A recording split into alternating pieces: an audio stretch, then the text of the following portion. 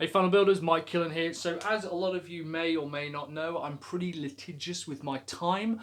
I consider myself to have something called time anorexia, which is basically where I want as little as possible on my plate so that I can focus on high level strategic thinking, things within my business, things that are important to me without having to kind of waste time. And previously I've talked about kind of blocking out time and blocking out schedules, and that was incredibly useful to me. In fact, using a planner like the Nomadic planner, as I'm sure you guys have seen, I will block out each part of my day depending on what it is that I need to get done. And I'll also block out my month and block out a quarter and kind of plan it like this. I recently read this book by Rob Moore, so Routine Equals Results. And here's what's absolutely fascinating. For the past 21 days, actually for slightly longer than that, but for the sake of this worksheet, I've been logging what I've been doing every half an hour for the past 21 days, but I've also been logging a few other things. For example, first of all, I note down the time. I also note down the task that I did, whether it was work, resting, or social. I wrote in some details, so actually what it was that I did. I then look at my energy levels, and this bit here is this killer column, and it's what I want to share with you today. And finally, what kind of result it was getting for me. For example, let's say that as soon as I wake up, I spend some time with Liv. That's a social part of the area, and I'd say details. You know, we had breakfast together and we kind of hung out a little bit. And then the energy level is energized. So I'm feeling really, really pumped because, obviously I like spending time with her. Or maybe we're a bit lethargic and it's kind of we've just come back from a run or something. And we just want to spend some time together or whatever it is. But that's a key life area. So that's something important to my personal life and personal well-being. But on the other hand, maybe I do a coaching call or I do a webinar, and I would look at that process and say to myself, let's move this down a bit. That's a bit better. Maybe if I'm doing some coaching, that's considered a work area, and I would say I delivered an hour's worth of coaching call, and if I got paid for it, that's an income generating task. And there are essentially 5 different task types: key life areas, so things that are important to you or me as a person, in terms of growth and comfort and happiness, things that I want to do within my life. A key results area, so a metric that I know I need to be continually working towards. For example, publishing and promoting a video a day is a key result area for me because I believe that grows my audience. There's also income generating task, or IGT. That's something that I know will result in revenue. If I write a book, for example, that's actually a key result area because I know that eventually it will lead to income. But if I spend some time selling that book, that's an income generating task. There's also admin, which is things like emails, taxes, stuff that frankly I don't really want to do, but you just have to do. It's a necessary evil. I'll give you a bit of a pro tip for that later. And also wasted. So this is times when I was on Facebook, I caught myself browsing the internet or just doing shit that didn't really matter. For example, here's what's interesting. After writing it down every half an hour for 21 days, first of all, it's incredible how quickly half an hour goes by. You think you can get a lot done, and a lot of the tasks you can see I've kind of blocked out. The point is that what we often do is we map what we think in terms of importance or urgency as stuff that we should do, but that doesn't necessarily match how we feel in the day. For a lot of people, their energy levels might be in the morning, they're crazy pumped, and then it kind of drops around lunchtime, and then they have a pickup because they eat some lunch. Other people are very different, where it might be that they're quite lethargic and actually they get more energized throughout the day, and it kind of goes up like this. And the problem is that we end up often creating work for ourselves in times where we're not as energized as we could be. Mapping out the data, and what I'll do is I'll put on the screen some of the actual numbers, and I'll share the Google Sheet with you below so you can see it. It was interesting to me that I was putting things that required quite a lot of creativity and high-level strategic thinking during times when I had really low energy spikes. And measuring it over 21 days, I actually did more than 21 days. And in fact, I'm going to continue doing this because I find it such a useful exercise. I want to match admin and those kind of tasks, and perhaps key life area tasks, to when I'm feeling more lethargic. And I want to match high-level strategic and income generating and key result area tasks when I'm like pumped. So on the energy levels here, we have asleep, lethargic, we all have those kind of drops during the day. Steady, which is you're pretty good, you can just do what you need to do. energized and on fire. Ideally, I want to match times when I'm like on fire and crazy pumped on income generating tasks and strategic tasks. Steady, energetic is income generating tasks, key result areas, and lethargic is where I want to have things like meetings, admin based tasks. Here's what we found. This was to me was absolutely fascinating because it's completely changed how I'm going to build out my daily diary. When I wake up, and I'll also give you a hack on what I did when I woke up as well, something I noticed almost instantaneously. I'm actually pretty lethargic for the first hour. And the data, because what I did is I did an average over the data. What I found is that it slowly climbs to a kind of a on fire level quite early in the morning, and then it drops. And then usually I'll have a mid-morning snack and it'll pick up again and come back down to energized. And I might feel sluggish around lunchtime, and then it'll pick up. And around 3-4 o'clock it drops down to sluggish again, and then it'll pick up one final time. And around 6 o'clock I'm on peak. So up here I'm on fire, I'm on sort of energized around here, and around here I'm feeling quite steady, and I can feel myself becoming more lethargic as time goes on. So as a kind of, a broad stroke, what's happening is that I'm super productive in the morning, I'm on fire, I'm creative, I'm thinking things through, I want to get things done, I've got all these ideas.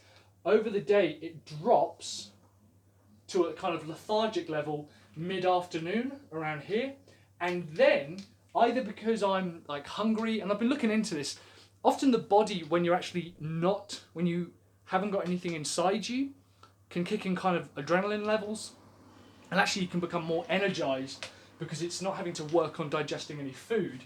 So around this point, before we've had a meal, it kind of skyrockets again. So this was on average, this is the average curve, and again I'll share the data with you. It's not perfect, which is why I want to do it again and measure it more accurately. What I found though is no matter what time I woke up, for example, there were a couple of days where I woke up really late, at 8 o'clock. Things like weekends, like on my birthday, I allowed myself to wake up late, and I found the same pattern. This is what's interesting. I found the same pattern as if I was here, and everything shifted over.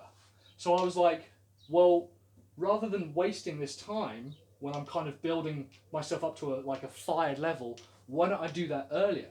Why don't I then make sure that 5 o'clock, because I've tried the 5 a.m. wake thing and we've been doing it for a while. It works on and off, but I couldn't really figure out what it was that I wanted to do. So instead now, at 5 o'clock, when I wake up, I peak around 6 o'clock. And during this time, from 5 till 6, when I'm frankly pretty lethargic, it probably actually looks more like that, my energy levels. And then it drops, okay, and then picks back up again. What I can do here when I'm lethargic, that's when I need to do admin time, and this is when I need to do admin time. And admin is basically things like meetings, phone calls, things that don't require an enormous amount of thought, to be honest. It might also be like data processing, so if I've got a load of YouTube videos I need to upload or go through or something like that. Whereas times when I'm between, steady and on fire, which is about here, this here is obviously when I'm my most creative. And again, there's a dip here and there's a dip here where I begin to go down. This might be more exaggerated, this is just a garbled mess now. But you can see that throughout this process, there are clearly times and events that better suit when you are more energetic compared to when you are more lethargic. So now this is kind of what my schedule now looks like. If we say this actually at 5 o'clock is when we start. The first part is my energy levels are relatively low. Okay, they're not going to go up to 5 because it takes an hour for my body to kind of kick in, and that's usually where I'll have like a cold coffee, so it'll be ready to go and it'll kind of like fire me up. And I want to find ways that I don't have to rely on stuff like that, but for the time being it seems to work. There's a low point, so a lethargic point, according to my data, around 11 o'clock. So it'll spike, then it will drop back down, and then around 10 or 11 o'clock it will come back up to energized levels, and then it'll begin to drop again just after kind of lunchtime-ish. Again, the data isn't perfect, but it'll then spike up again, drop, and then spike up one more time. During these lower levels here, this is when admin work needs to be done. Now, I still am kind of clarifying the data as to whether it really is 3 drops that I have or whether it's 2 drops. I'll show you the graph. You can see that actually it's pretty much just on average it does this, but there are definite times when there's kind of this bubble when I'm kind of working and then not, and then working and then not, like my brain's working. So these points here, this is when I need to do my creative stuff. This is when I want to do things like income generating tasks, key result areas, you know, strategic thinking, and then make sure that I'm only booking meetings for this time, because I don't want to have a meeting with someone where I know it's just kind of introducing myself or having a conversation with them, which is frankly going to use brain power that I should be using on something way more important like high level strategy and working on my business. Also, I'm curious to see, I think a KRA, so key result area, things that I know I want to get done, is better suited when I'm kind of at a higher level, and I'm interested to think whether that means learning. So is this when I also do my education and when I, you know, do reading and things like this? Here's what's going to seem crazy. During the points when I'm on fire, that's when I'm going to sit down and become effective. And this is where productivity really matters. You're productive when the result matters. Often people can become very, very productive, but actually what they're working on doesn't really matter. I can become really productive at admin work, but not necessarily actually accomplish anything. I could go through all of my emails. Yeah, I've answered all my tweets and stuff. It's very important to go through that stuff, but it's admin-based work. Or I could kind of do all my taxes or get all of my processes in order. All the admin shit that doesn't actually result in key result areas or income generating tasks, things that I should be outsourcing. I could be productive doing them in the wrong time. Instead, I want to do them during my slower periods because chances are it's just process stuff that I can get through.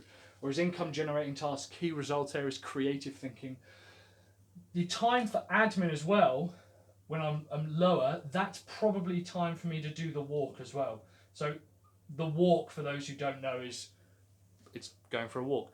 It's basically where you go out, you head out, you have a wander around, and you just think about kind of the tasks that you've got going on in your head, and you allow yourself, your brain, time to process all of that stuff. So anyway, yeah, the book was Routine Equals Results. I've done a little review on it as well. It's quite short. It's a very short book.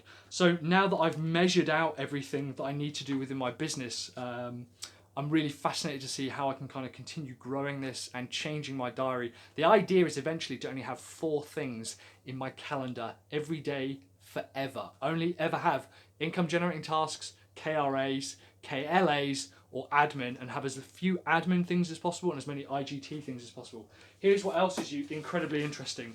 Going through this data, and as you can see, things like I wrote in like KRA, KLA, income generating tasks, work, admin, stuff like that. If I look at how much money we generate in a month and how much money I'm responsible for generating, a fraction of my time is spent on those IGTs. So I have to think to myself, if I increased my IGT time and allocated IGT tasks, income generating tasks, to the time when I'm both effective, productive, and energized, would I be able to increase my revenue? It's a very interesting question. I'm going to leave you guys with that one there. Thanks very much for watching. I'm Mike from sellyourservice.co.uk. If this was useful, if you've read Routine Equals Results, let me know in the comments below. I'll also put a link to the data here so that you can kind of have a play around with it. I'm going to continue logging this every half an hour because it's been really interesting for me to keep an eye on what it is actually that I'm focusing on, and also a good way to keep me accountable. Thanks very much to Rob Moore for doing the book and taking care of the exercise. I absolutely love this. I'll also put a link to where you can get his worksheets. It's pretty simple. You don't need to have it. In the meantime, guys, thanks very much, and I will see you later. Keep building those funnels.